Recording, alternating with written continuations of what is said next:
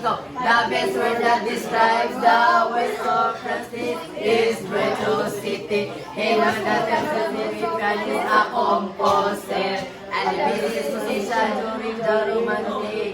He studied in Vienna and Paris while performing In in his concert concerts in the list of Europe.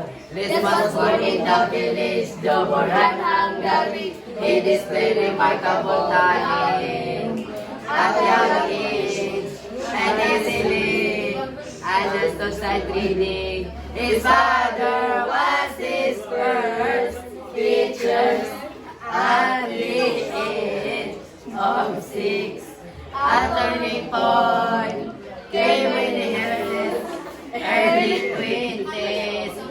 Priceless, priceless, priceless, priceless, oh, priceless, priceless. Les was born in the village of Burhan, Hungary.